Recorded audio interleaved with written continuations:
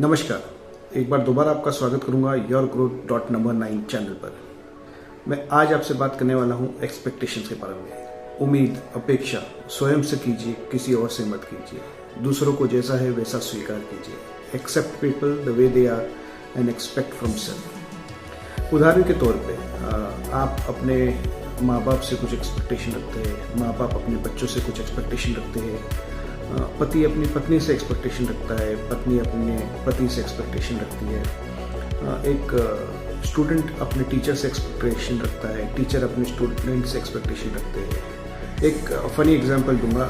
मैं जब medical college में सिखाता था तब मैं कुछ सरप्राइज टेस्ट रखता था। जब मैंने पहली बार सरप्राइज टेस्ट रखा था तो उनके आंसर पढ़ के मैं आश्चर्यचकित रह गया। मैं बोला, मैंने ये सिखाया था। So on a lighter note, you have to accept that it's just another exam for the students. इसका कोई महत्व नहीं था।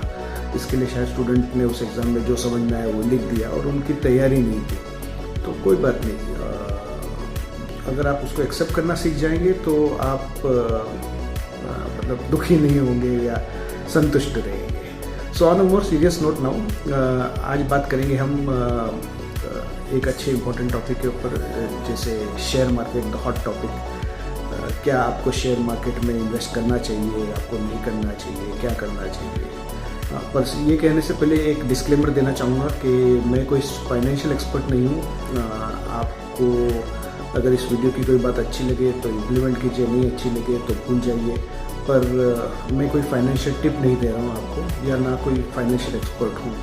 तो ये एक जानकारी है जिससे अगर आप सचेत रहेंगे तो शायद आप मार्केट में अच्छे से इन्वेस्ट कर सकते हैं, या तो डिसाइड कर सकते हैं नहीं इन्वेस्ट करने का। तो ये एग्जांपल मैं आपको दो दोस्तों की कहानी के माध्यम से बताऊंगा। मान लीजिए एक दोस्त है जिसका नाम है गिरीश। इसने शेयर मार्केट में अप्रैल 2024 में इन्वेस्टमेंट स्टार्ट की। और एक दूसरा दोस्त है मनोज, जिसने बहुत पहले से शेयर मार्केट में इन्वेस्टमेंट की, शायद 2020 में इन्वेस्टमेंट की। और होता क्या है, गिरीश बोलता है लोगों को जाके कि शेयर मार्केट ख़राब है, किसी को इन्वेस्ट नहीं करना चाहिए और पैसे डूबते ही हैं। और मनोज बोलता है कि भाई शेयर मार्केट अच्छी चीज़ है, उसमें इन्वेस्ट करो और उसमें प्रगति होगी आपकी। तो क्या गिरीश सही है, क्या मनोज सही है? इसमें एक्चुअली देखने जाओ तो सही कोई भी नहीं है, या दोनों ही सही है, क्योंकि दोनों की एक्सपीरियंसेस उनको वो बोलने पे मजबूर कर रही है जो आप सुन रहे हैं। सो गिरीश की टाइमिंग रॉन्ग थी शेयर मार्केट में आने के लिए। उसने एक तेज़ी के मार्केट में एंट्री की और उसके बाद मार्केट में कुछ ग्लोबल सिनेरियो की वजह से फॉल आया और गिरीश उस फॉल को सहन नहीं कर सका, उसमें अपने शेयर्स को होल्ड नहीं कर सका। तो उसके नज़रिए से शेयर मार्केट ख़राब है। वहीं पर उसका दोस्त जो है वो कई सालों से शेयर मार्केट में लगा हुआ, इस फॉल में अगर थोड़ी मंदी भी आ गई तो उसको फ़र्क पड़ा है, पर उतना फ़र्क नहीं पड़ा जितना गिरीश को पड़ा है। तो उसके लिए मार्केट आज भी अच्छा ही है। तो अभी इसमें करना क्या है? बेसिकली बड़ा सिंपल है। आपको शेयर मार्केट में क्या नहीं करना है वो सबसे पहले आप समझ लीजिए। आपको किसी के बताए हुए टिप के ऊपर काम नहीं करना है। आपको पूरी जानकारी लेनी है और उसके इन्फॉर्मेशन की छानबीन करने के बाद में मार्केट में इन्वेस्टमेंट करनी है। किसी के बोलने पे अगर आप इन्वेस्टमेंट करेंगे तो शायद आपका काम हो जाए, शायद नहीं हो। या तो आप ऐसा कर सकते हैं कि 2-3 बार उनकी टिप देखिए, अगर वो टिप बार बार सही बैठ रही है तो स्टडी कीजिए और आपकी स्टडी करने के बाद डिसाइड कीजिए कि आपको इसमें इन्वेस्ट करना है या नहीं करना है। दूसरी बात, आपके पास अगर एक्स्ट्रा पैसा है तो शेयर मार्केट में इन्वेस्ट करना है। लोन का पैसा, ब्याज का पैसा लेके अगर आप मार्केट में इन्वेस्ट कर रहे हैं तो आज नहीं तो कल पछताना पड़ेगा। आपको घाई में कहीं ना कहीं शेयर क्लियर करना पड़ेगा। तो लोन इज़ अ नो। मतलब आपको बिल्कुल शेयर मार्केट में उधारी के पैसे से या लोन के पैसे से या इंटरेस्ट के पैसे से इन्वेस्टमेंट नहीं करनी है। आपको ऐसे पैसे से इन्वेस्ट करनी है जो आपके पास में एक्स्ट्रा पड़ा हो, जिसकी आपको 2-5 साल अगर न ज़रूरत हो तो आप देखे भी नहीं उसकी तरफ, तो शायद आप मार्केट से कमा सकते हैं। क्योंकि मार्केट लॉन्ग टर्म के लिए बना हुआ है। शॉर्ट टर्म में आपकी किस्मत साथ दे तो शायद आप राइट टाइम पे एंट्री कर सकते हैं। तीसरी बात आपको ध्यान रखनी है कि मार्केट हो या प्रॉपर्टी हो या सोना हो या कोई भी चीज़ हो जो इन्वेस्टमेंट है, उसमें उतार चढ़ाव आएंगे। जैसे सोना 97 का भाव चल रहा है, पर कहीं ना कहीं ये नीचे भी आ सकता है। अगर आप 2 साल पहले देखेंगे तो नेट CAGR सोने का लगभग 11% के आसपास था, 11 से 12 के बीच में।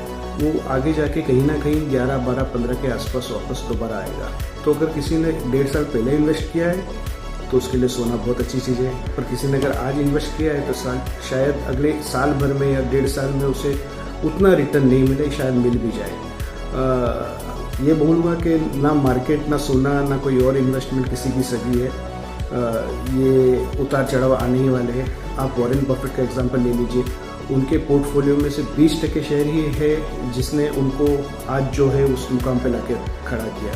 उन्होंने क्या किया, उन्होंने सिर्फ शेयर खरीदे, उसकी स्टडी की और उसके ऊपर विश्वास रख के वेट किया। आज वो अमाउंट बहुत बड़ा है और वो दुनिया के बहुत अमीर इंसानों में से एक है। सो ऐसे लोगों की कहानियाँ जब आप सुनते हैं तो आपको विश्वास आता है।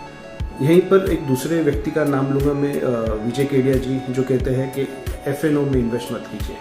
आप सिगरेट शायद पिएंगे तो साल में, 2 साल में, 10 साल में या 20 साल में आपको कैंसर हो सकता है और आपकी मौत हो सकती है। पर अगर आप FNO में इन्वेस्टमेंट करेंगे तो शायद कल भी आपकी मौत हो सकती है। तो कुछ चीज़ें हैं जो आपके लिए नहीं है। अगर आपको जानकारी नहीं है तो आपको नहीं करना है। आप क्या कर सकते हैं, जैसा मैंने बताया, अगर आपको कोई टिप मिली तो आपको उसकी नॉलेज के हिसाब से, अपनी नॉलेज के हिसाब से उसको स्क्रीन करना है। आपको देखना है कि ये राइट टिप है या नहीं है।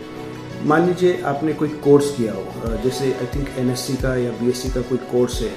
कुछ अच्छे लोग हैं जिनके YouTube वीडियो है और प्रसिद्ध लोग हैं, उन्होंने अपना एक YouTube चैनल चालू किया है जहाँ पे वो सिखाते हैं कि फंडामेंटल एनालिसिस कैसे किया जाए, टेक्निकल एनालिसिस कैसे किया जाए। अगर आप मार्केट में है तो आपको पता होना चाहिए RSI क्या होता है, ROC क्या होता है, ROE क्या होता है, P रेशियो क्या होता है। अगर इन सब चीज़ की आपको जानकारी नहीं है तो मार्केट आपके लिए नहीं है। दूसरा एक उदाहरण दूंगा कि क्वार्टरली रिजल्ट क्या होते हैं वो आपको पता होना चाहिए।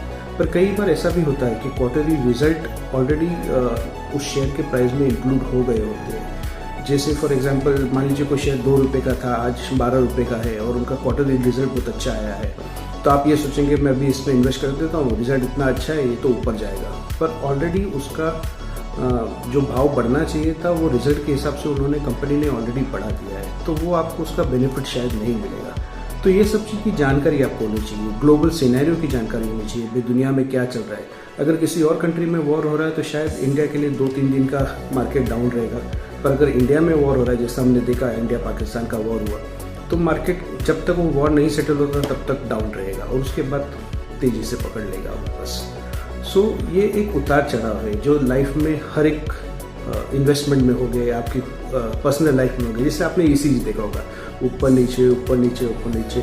ECG में अगर स्ट्रेट लाइन आई मतलब आप निकल लिए, तो वैसा ही है। अगर आपके लाइफ में उतार चढ़ाव नहीं है तो वो लाइफ नहीं है, आप शायद यहाँ पर नहीं है। और उसी प्रकार से ये मार्केट या इन्वेस्टमेंट से पे भी एप्लीकेबल होता है कि आप उतार चढ़ाव देख सकते हैं या नहीं देख सकते। और ये आप तब कर सकते हैं जब आप अपनी एक्स्ट्रा इनकम को इन्वेस्ट कर रहे हैं, मुद्दल को नहीं। अगर मुद्दल को किया तो एक फेमस पर्सन है जिन्होंने एक वीडियो में कहा था मार्केट के कि शेयर मार्केट हो या इंसानों ऊपर जाता है। तो शायद अगर आप प्रॉपर स्टडी करके नहीं कर रहे तो आप ही ऊपर जाएंगे, मार्केट तो खैर अपने समय पे ऊपर चले ही जाएगा। सो मजाक एक साइड में, it's on a very serious note, अगर आप कहीं पे इन्वेस्टमेंट कर रहे हैं तो उसकी जानकारी रखिए, अपने आप से एक्सपेक्टेशन रखिए कि आप कैसे इम्प्रूव हो सकते हैं, और फिर जो आप इम्प्रूवमेंट दिखा रहे हैं उसके बेसिस पे आपकी एक्सपेक्टेशंस मार्केट से जो है या किसी भी काम में जो है वो पूरी होगी। सो ये रूल, ये लाइन स्टेटमेंट, ये हर जगह पे एप्लीकेबल होता है, चाहे वो रिलेशनशिप हो या इन्वेस्टमेंट्स हो या कहीं भी हो, कि आप अपने आप से अगर अपेक्षा रखेंगे और जैसा जो रिजल्ट आएगा उसको स्वीकार करेंगे तो आप सुखी रहेंगे। उदाहरण के लिए मैं आपको एक और एग्जांपल दूंगा। मान लीजिए एक फूल है जो आपके रास्ते में पड़ा है और आपको अड़चन दे रहा है, तो आप शायद उसको पैर से धक्कड़ के आगे निकल जाएंगे। पर वही फूल अगर आपने देखा कि किसी मंदिर से नीचे गिर गया हो तो आप उसको उठाएंगे, अपनी आंखों पे लगाएंगे, अपने सर पे लगाएंगे और दोबारा मंदिर में रख देंगे। ऐसा क्यों? फूल तो वही है, पर कहाँ से गिरा उससे उसकी वैल्यू बढ़ गई है। अगर आप अपने लाइफ में जो हो रहा है उसको भगवान का एक आशीर्वाद प्रसाद समझ के एक्सेप्ट कर लेंगे तो शायद आप लाइफ में सुखी हो जाएंगे। शायद इससे भी कुछ खराब हो सकता था, शायद ये और बेटर हो सकता है। अगर इस सोच विचार से अगर आप इन्वेस्टमेंट करेंगे तो शायद आपका फ्यूचर ब्राइट है। बाकी एंड में आपको एक ही चीज़ याद रखनी है, चाहे वो मार्केट हो, सोना हो, प्रॉपर्टी हो, कोई भी चीज़ हो, वो किसी का सगा नहीं है। उसमें उतार चढ़ाव आने वाले हैं। आपकी होल्डिंग कैपेसिटी होनी चाहिए, आपका इन्वेस्टमेंट लॉन्ग टर्म होना चाहिए। और अगर आपको इसकी जानकारी नहीं है तो मैं रिक्वेस्ट करूँगा किसी फाइनेंशियल एक्सपर्ट के साथ बैठ के अपनी इन्वेस्टमेंट कीजिए। सर्टिफाइड फाइनेंशियल प्लानर्स आपके लिए इन्वेस्टमेंट कर सकते हैं। वो 2% ले लेंगे आपसे या 2 पैसा ले लेंगे आपसे, पर 4 पैसा कमा के भी देंगे। अंत में एक ही चीज़ कहना चाहूँगा, मैं कोई फाइनेंशियल एक्सपर्ट नहीं हूँ, तो इस वीडियो को सिर्फ एक इन्फॉर्मेशन के रूप में एक्सेप्ट कीजिए और इसके बेसिस पे कोई इन्वेस्टमेंट ना करें। हालांकि मैंने कोई आपको टिप्स भी नहीं दिए, पर अपना ध्यान रखिए।